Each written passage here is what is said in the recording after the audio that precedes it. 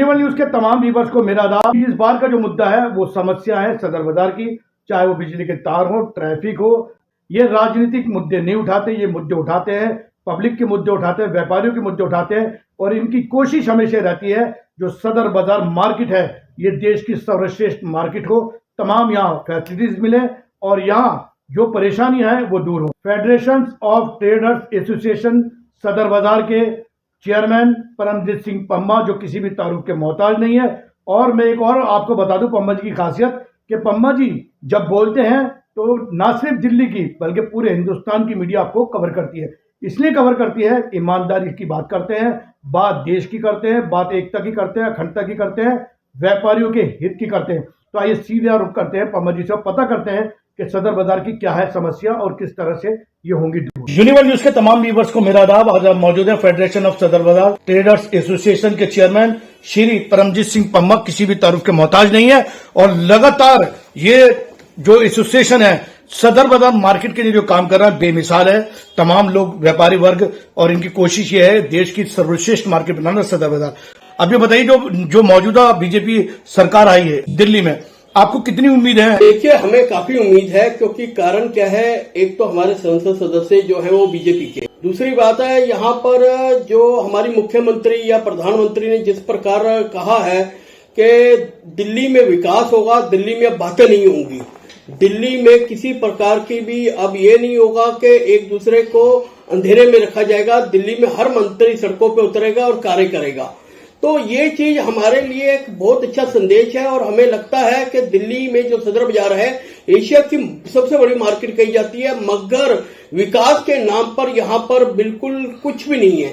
यहाँ पर हम लोग अपने आप को अधूरा समझते हैं। इतना टैक्स देने के बाद भी, करोड़ों रुपए टैक्स देने के बाद हम लोगों के लिए सुविधा नाम की कोई चीज नहीं है। चाहे सड़कें टूटी पड़ी हो, बिजली की तारें फैली हो, महिलाओं के लिए या पुरुषों के लिए शौचालय हो, ट्रैफिक जाम की समस्या हो, और भी कई इस प्रकार की समस्या है लगातार जिसको हम जूझ रहे हैं। एक बारिश ही आ जाती है तो पानी जो है दुकानों के अंदर चला जाता है, सीवर लाइन जो है।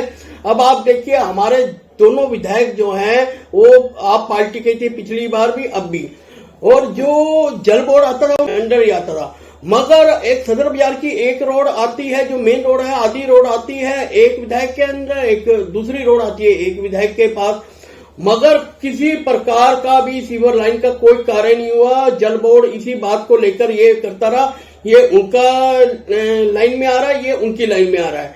तो ये चीजें बड़ी दिक्कत का सामना करना पड़ा व्यापारियों को। और हम लोग जो है फेडरेशन की ओर से इस चीज को लेकर एक ज्ञापन तैयार कर रहे हैं जो मुख्यमंत्री और सभी मंत्रियों से मिलेंगे कि सदर बाजार को एक सुंदर किस प्रकार बनाया जाए। हमने एक ये मांग की भी करने जा रहे हैं कि एक सदर बाजार विकास बोर्ड का गठन होना चाहिए, जिसमें पुलिस अधिकारी भी हो, दिल्ली नगर निगम भी हो, दिल्ली जल बोर्ड भी हो, हमारे एमपी भी हो, एमएलए भी हो, काउंसलर भी हो, और जो व्यापारी भी हो, और यहाँ के जो रेजिडेंट्स हैं वो लोग भी, जो मेन लोग हैं वो भी हो। क्योंकि जो समस्या है तभी हल हो पाएंगी जब एक अपने चैनल के नीचे आके हम सारे कार्य कर पाएंगे। और उसमें ये क्या होता है, कभी कोई समस्या बताओ, ये उसका काम है, ये उसका काम है, सब अपना अपना पल्ला झाड़ते हैं।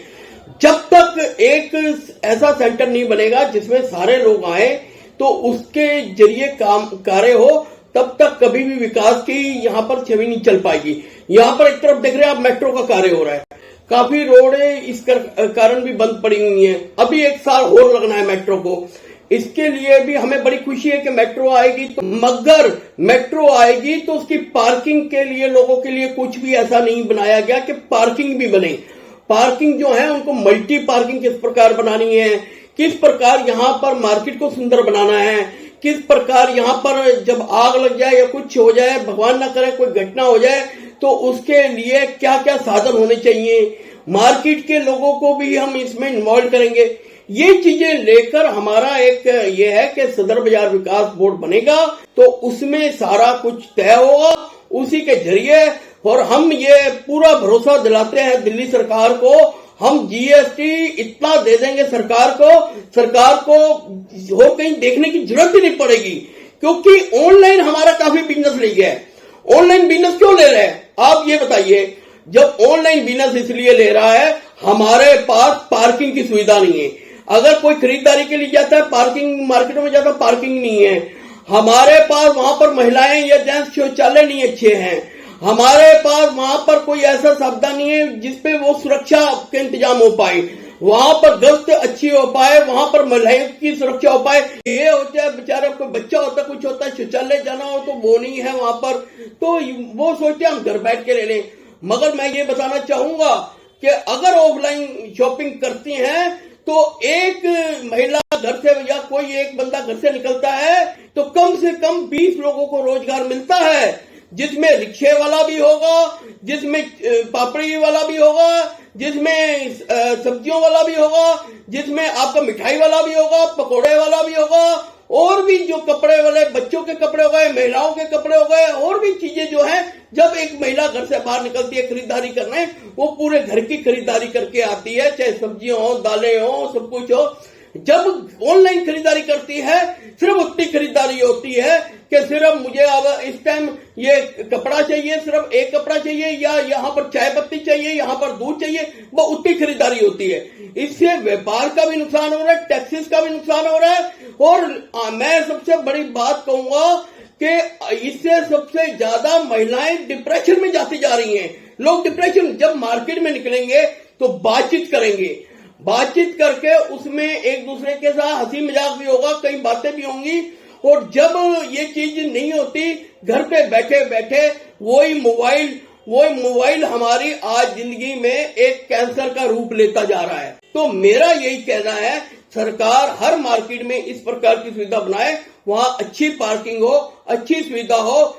हमें पूरी उम्मीद है कि वो दिल्ली हमें मिलेगी, क्योंकि केंद्र सरकार भी इनके हाथ में है, दिल्ली सरकार भी इनके हाथ में, और कई एजेंसियां इनके हाथ में है। इसलिए अब वो दिल्ली मिलेगी जिसका हमने सपना देखा था, वो साकार होगा। परमजीत सिंह पम्मा साहब को सुना, ना सिर्फ व्यापार के लिए सोचा गया, ना सिर्फ व्यापारियों के लिए सोचा गया, बल्कि लोगों की सेहत किस तरह से खराब हो रही है ऑनलाइन शॉपिंग के जरिए, उसका भी खुलासा बड़ी खूबसूरती से करा है।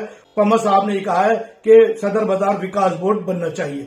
जी हाँ, एक आवाज उठ रही है कि ये बोर्ड बनना चाहिए, तमाम महकमे इसमें शामिल हो, ताकि कोई प्रॉब्लम्स आए तो उसका सोल्यूशन निकले। उन्होंने कहा व्यापारी वर्ग टैक्स देने में पीछे नहीं है, अगर हमें फैसिलिटी दी गई तो ये मार्केट सदर बाजार जो एशिया की सबसे बड़ी मार्केट है, यकीन जानिए जब कारोबार और अच्छे होंगे तो देश की उन्नति प्रगति में जो ये टैक्स देंगे वो एक बहुत बड़ा वरदान साबित होगा।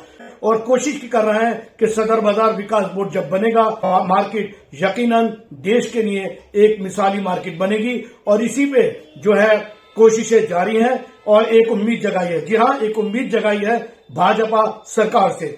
पम्मा साहब ने कहा है कि जिस तरह दिल्ली में और केंद्र में बीजेपी सरकार है, तो व्यापारियों की जो उम्मीदें हैं वो बड़ी हैं, और व्यापारी वर्ग जो है इससे खुश है कि केंद्र सरकार, दिल्ली सरकार भाजपा की है, और आने वाले वक्त में उनको उम्मीद है कि ये दोनों मिलके इस मार्केट के लिए बहुत अच्छा कार्य करेंगे, जिससे व्यापारी वर्ग जो है वो तरक्की करेगा, और ये मार्केट जो है एशिया की सबसे अच्छी मार्केट बनेगी। और आने वाले वक्त में पम्मा जी ने कहा कि ये सब कुछ चलता रहा तो यकीनन यहाँ का कारोबार भी बढ़ेगा।